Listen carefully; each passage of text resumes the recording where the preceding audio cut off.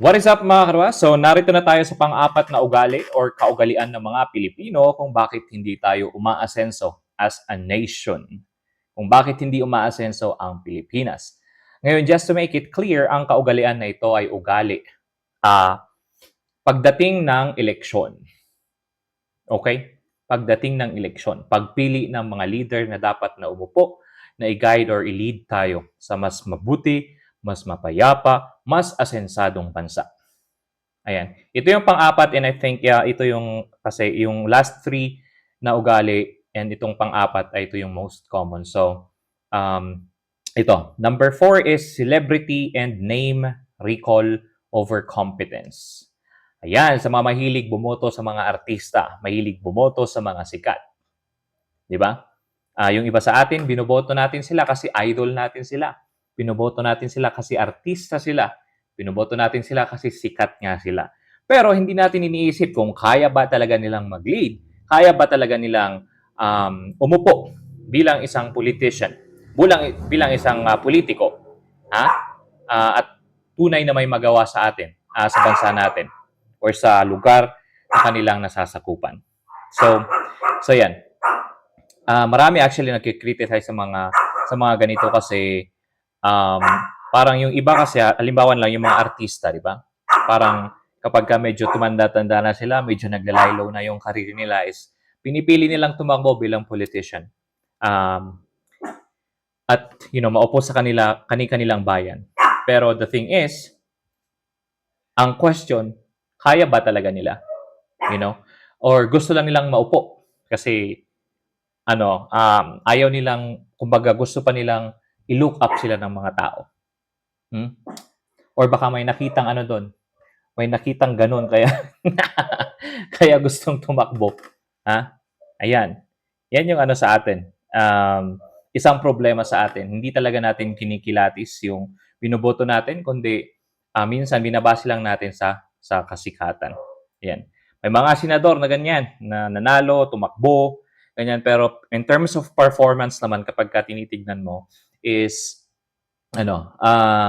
parang wala talaga. Wala talaga silang masyadong contribution. Yan. Wala silang masyadong contribution. Kaya, dapat, I think pwede na rin natin sigurong ilagay dito yung kapag halimbawa sikat yung pangalan.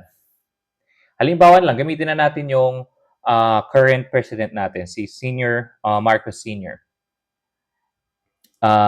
Former President Ferdinand Marcos Sr. Kilala siya, maraming loyalist dati, sinasabi, loyalist sila ng Marcos. And one reason kung kaya binoto siya ng mga yung current president natin ngayon, yung anak niya, si Marcos Jr., is kasi nga, sikat sila. Di ba? Parang yung admin after ng tatay niya at tatay ni PBBM is parang walang masyadong nagawa. Ngayon. So, maliban, of course, kay Duterte. Maliban kay Duterte. So, parang, yun yung inaano ng mga tao na gusto nilang ibalik, sikat, may mga nagawa daw, ganun-ganon. Okay? Saka, dyan nagpo-form ng political dynasty sa isang lugar. Do not vote dahil kapangalan. I-check nyo rin kung talagang kaya niya yung gagawin. I mean, I can say the same with Digong and VP Sara. Okay?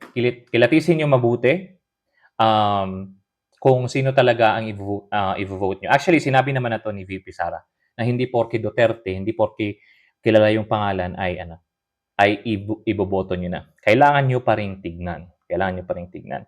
Okay? So, ayan. Diyan pumapasok itong kaugaliang ito. Check their track record.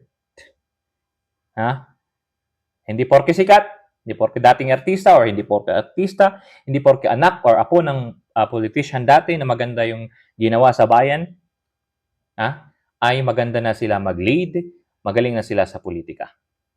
So, we have to be, dapat talaga chine-check natin yung track record nila. Okay? Pero ako, PDP laban! Ayun lang. I mean, gusto ko lang sabihin na sa mga nakita natin itong mga nakaraang taon, wala eh, sinasampal ka sa harap mo mismo. Nasampal, kinukuha nila pera mo sa harap mo mismo. So, ayun mga kadwa. Huwag sana tayong ganun. Peace! And I'm out!